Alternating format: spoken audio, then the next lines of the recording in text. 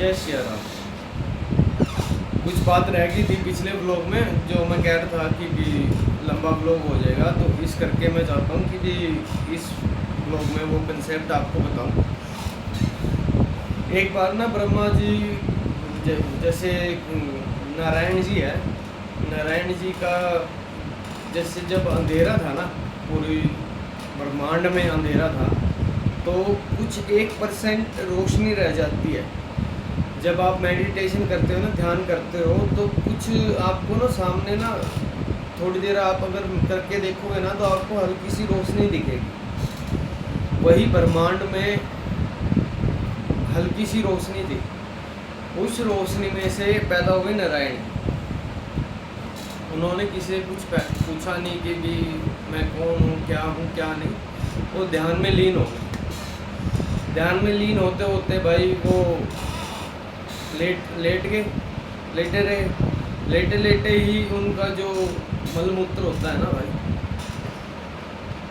जैसे देखा ना आपने, कमल का फूल ही क्यों गंध में उगता है, गदगद होता है ना, जैसे दलदल होता है। तो लेटे लेटे ही उनकी कमर के आसपास ना दलदल सा जम गया था, और पानी होते होते काफ़ी ऊपर तक पानी चला गया था। तो जिससे उनकी नाभि से एक कमल का फूल निकला, और उस कमल के फूल से ब्रह्मा जी निकले। ब्रह्मा जी निकले तो वो निकलते ही वो क्रोधित हुए। जब नारायण जी ध्यान कर रहे होंगे तो कुछ उनके विचार ऐसे आए होंगे कि भी क्रोध के विचार आए होंगे। उन्हें कुछ पता चला होगा भविष्य के बारे में, जिसकी वजह से उनका जन्म हुआ। तो वो क्रोधित हो गए एकदम कि भाई मुझे किसने पैदा किया है, कौन है, ये है वो है। तो नारायण जी आते हैं, नारायण जी बोलते हैं कि भी आप मेरी नाभि से पैदा हुए हैं, कमल से। तो कहते नहीं, मुझे आप पैदा करने वाले नहीं हैं।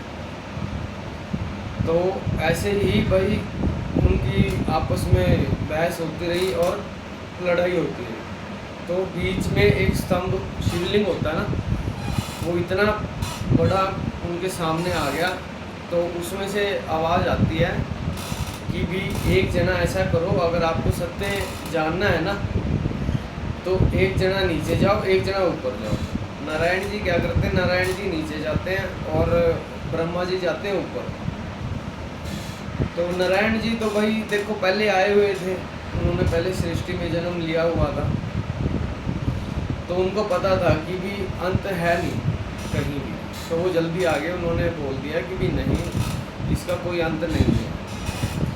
तो ब्रह्मा जी उनको कुछ मिलता है वहाँ पे कि कुछ ऐसे फूल वगैरह कुछ होते हैं। तो हंस होता है, और हंस को वो कहते हैं कि भी आप वहाँ जाके कहना कि भी हाँ इसका मुझे अंत मिल गया है। तो ब्रह्मा जी आते हैं वो फूल लेके कि भी हाँ मेरे को इसका अंत मिल गया है। और हंस को भी बोलते हैं कि भी गवाही में कि भी आप भी गवाही दीजिएगा कि भी हाँ हमने अंत ले लिया, पता कर लिया। तब जाके कहते हैं कि भी ब्रह्मा जी को श्राप दिया गया था कि भी उनकी पूजा नहीं होगी। ठीक है, वो पूजा नहीं कह रहा हूँ मैं कि भी ब्रह्मांड में उनकी पूजा नहीं होगी, नहीं। कहने का अर्थ ये है कि भी कोई भी जैसे स्त्री है या कोई, मैं आपको कैसे समझाऊं कि भी कोई जैसे स्त्री है कोई, ठीक है, वो शायद उनकी पूजा ना करे। ठीक है, और हंस को भी श्राप दिया गया था कि ऐसा कुछ हो। बट इस चीज़ के बारे में मैं प्रॉपरली क्लियर नहीं हूँ कि भी उनको क्यों श्राप दिया गया था। बट मेरे को एक चीज़ का पता चला, मैं बहुत हांडा हूँ। जैसे गुरु नानक देव जी जगह जगह घूमे थे ना, उन्होंने दुनिया हाँ घूम फिर के ज्ञान हासिल किया था। तो वैसे ही भाई मैंने भी सोचा था कि भी मैं जगह जगह जाके इस चीज़ के बारे में पूछूं। तो मेरे को एक चीज़ का एहसास हुआ कि भी अगर आप लोग ब्रह्मा जी को इतना बड़ा श्राप मिला हुआ है, तो भगवा बाणा क्यों पहनते हैं भाई? जितने भी ये अपने जो बापे लोग हैं, ये भगवा बाणा क्यों पहनते हैं? मैं गलत नहीं बोल रहा हूँ, मैं सिर्फ सत्य बता रहा हूँ आप लोगों को। जो हवन होता है, पूजा होती है, वो क्यों करते हैं? वो सब कुछ भी उन्हीं के बच्चे करते हैं। तो उस वक्त ब्रह्मा जी को ये कहा गया कि भी आपको सृष्टि की रचना करनी है। नारायण जी को ये बताया गया कि भी आपको उसकी रक्षा करनी है। और उसमें से उन जब ब्रह्मा जी और नारायण जी ने बोला कि भी आप कौन है, हमें अपना रूप दिखाइएगा, तो उसमें से रुद्र अवतार में महादेव आए थे, जो कि सत्य के प्रतीक है हमेशा। उनको सत्य ही, मतलब कि जो सत्य बोलता है ना, तो वो उसके प्रति ही बहुत लगाव करते हैं। तो वो नारायण जी से बहुत प्रेम करते थे, उनको पता लग गया था। तो उन्होंने वैसा ही एक रूप लिया, जैसे कि नाग उनके गले में था और शेर की खाल थी और हाथ में त्रिशूल था, डमरू था। तो वो आए और उन्होंने बताया कि भी मैं ये हूँ। और उन्होंने बताया कि भी जो इसके बाद जो अंत होगा, जो जिसको मुक्ति मिलनी होगी, जैसे हम कहते हैं ना हमारी आत्मा को मुक्ति चाहिएगी, वो सब कुछ वो संभालेंगे।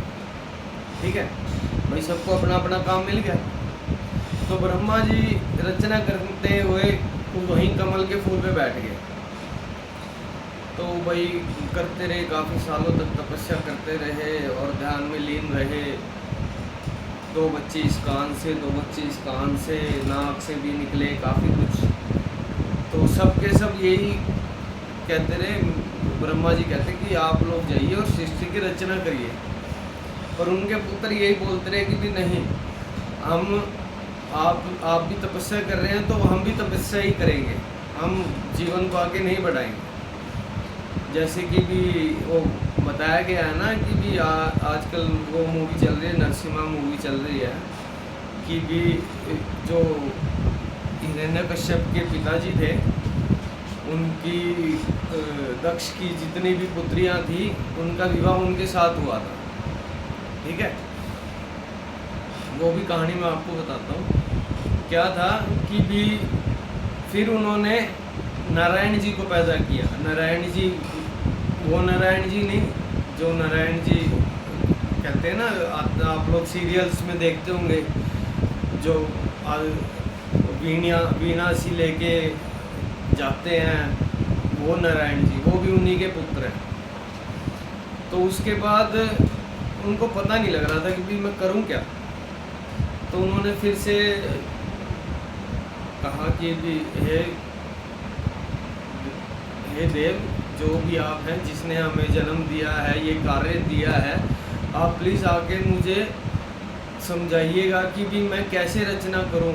मैं जितने भी अपने पुत्र पैदा कर रहा हूं, सब यही कह रहे हैं कि भी हम तो आपकी तरह ही तपस्या करेंगे।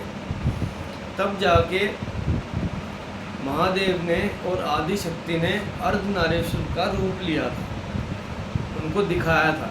वो देखते ही ब्रह्मा जी डर गए थे कि भाई ये क्या है।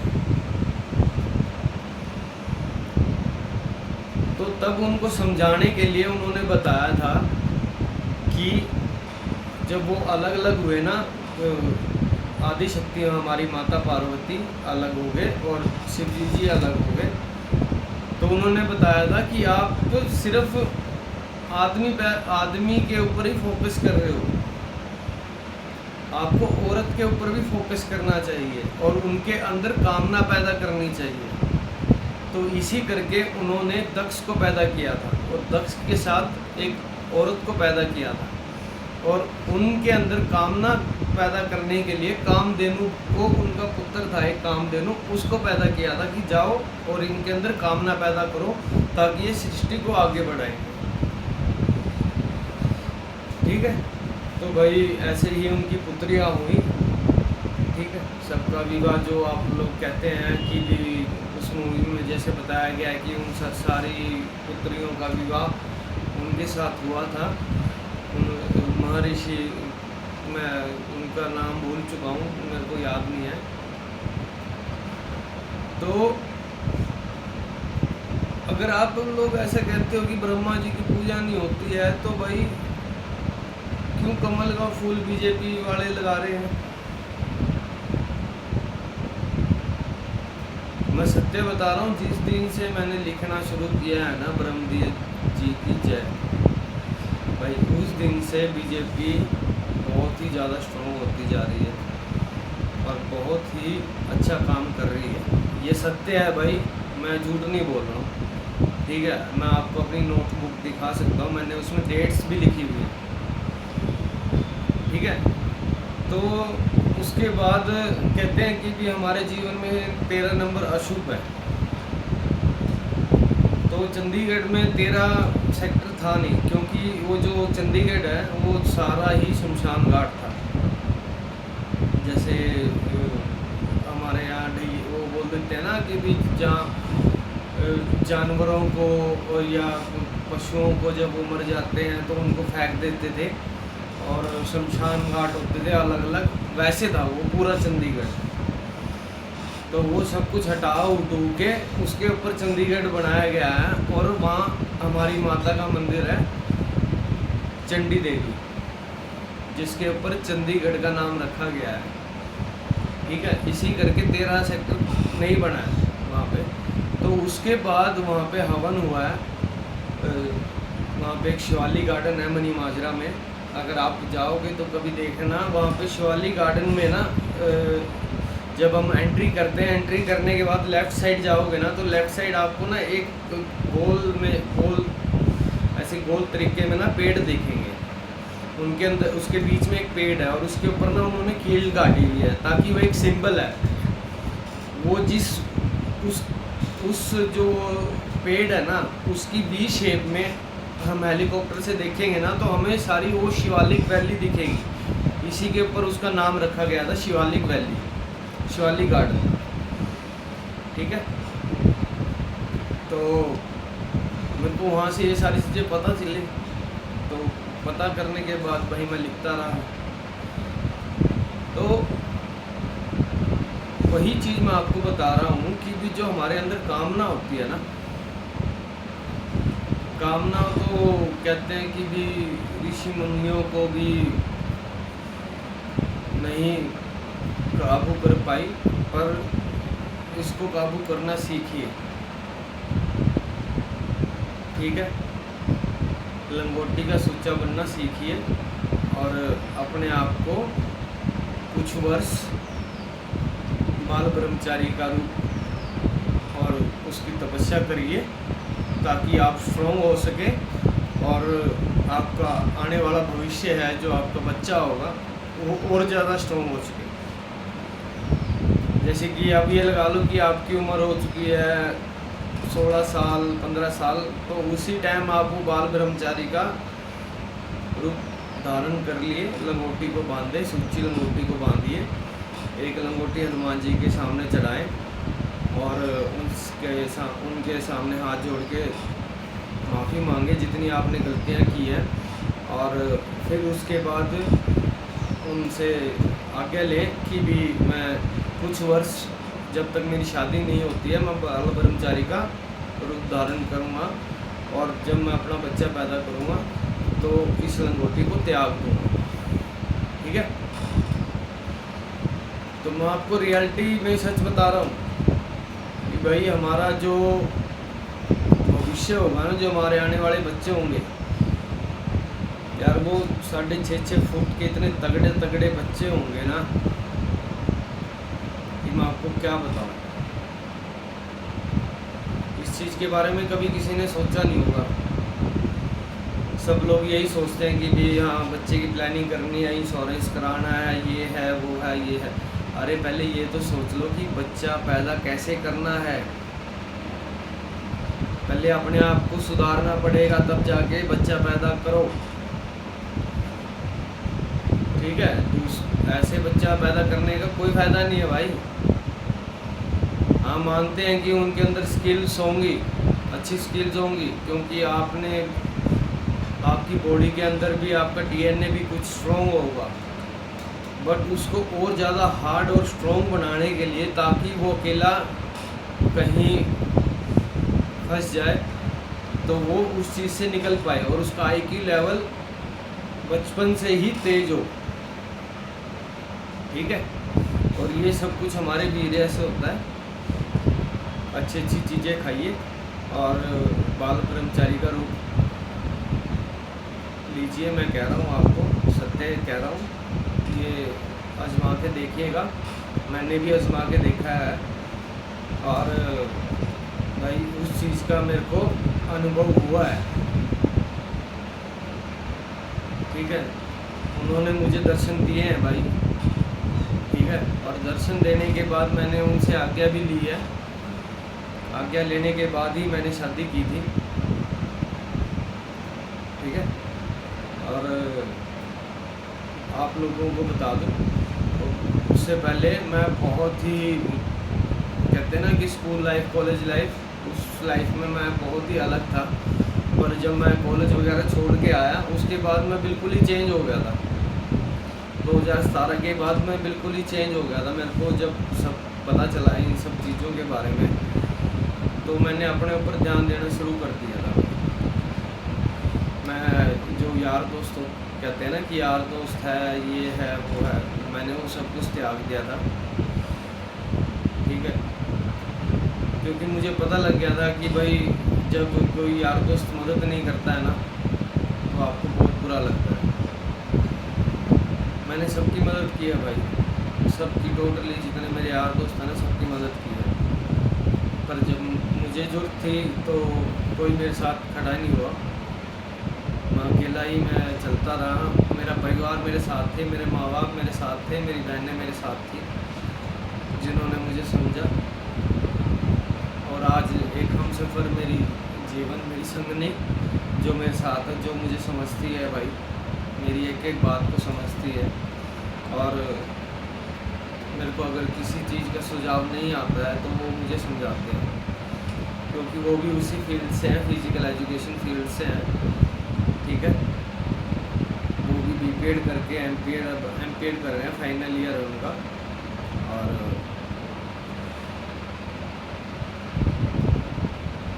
तो बस मैं यही कहना चाहता हूँ भाई, नीतीश भाई, जैसे आप सत्तू के थ्रू जैसे आपने ये चीज़ें बताई है ना कि भी ये चीज़ें नहीं खानी चाहिए, इससे हमारा शरीर ख़राब होता है, तो मैं चाहूँगा कि भी आप और भी कोशिश करें कि भी जो कि जैसे बच्चा जैसे होता है ना, जीवन होता है, वो पैदा होता है तो उसको कैसे पैदा करना है। ठीक है, उस चीज़ के बारे में भी आप रिसर्च करिएगा और उसके बारे में भी कुछ वीडियो बनाइएगा, तो ही मैं चाहूँगा कि भी आप बना सकते हैं ऐसा। और शायद उससे आपके लोग आपकी बात सुन पाए। आपके फॉलोवर बहुत ज़्यादा है, इसी करके मैं आप लोगों के सामने गुजारिश कर रहा हूँ कि भी उस चीज़ को आगे बढ़ाएं। अब जैसे कि भी आजकल चल रहा है ना हाइब्रिड और क्या कहते हैं, हाइरोक्स, ये भी एक कंडीशनिंग का एक पार्ट है, लोगों को फिट करने का। बहुत अच्छी चीज़ है, बहुत अच्छा कंसेप्ट है भाई ये। अगर आप चाहो तो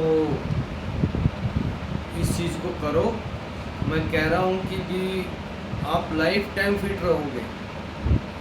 एक मेरे को एक बात ये बताओ कि भी पहले हमारी उम्र कितनी होती थी? आज से 10-20 साल पहले जो हमारी उम्र थी, कम से कम भी 80-90 साल, 100 साल तक के लोग जीते थे ना। आज के टाइम में 40-50 सिर्फ, तभी हार्ट अटैक आ जाता, कोई बीमारी लग जाती है। क्यों? सारा सब कुछ फ़र्क है खाने पीने के ऊपर। इसी करके नीतीश भाई बोलते हैं ना कि भी ऐसी ये चीज़ें मत खाओ, रैपर वाली चीज़ें मत खाओ। ठीक है, शुद्ध देसी चीज़ खाओ जिससे आपका शरीर की ऊर्जा मिले। जो कुछ हम खाते हैं ना तो हमारे शरीर में उसका ग्लूकोज बनता है। शुगर होती है ना, जो शुगर जो हम खाते हैं वो शुगर बनती है, वो ग्लूकोज बनता है जिससे हमारे शरीर को एनर्जी मिलती है।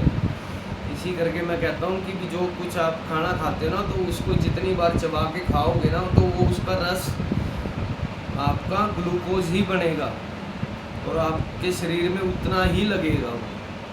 जितना जल्दी फास्ट खाओगे वो आपके शरीर में नहीं लगेगा, बल्कि और ज़्यादा वो आपके शरीर को बीमार कर सकता है। तो बाकी बातें अगले ब्लॉग में। जय श्री राम।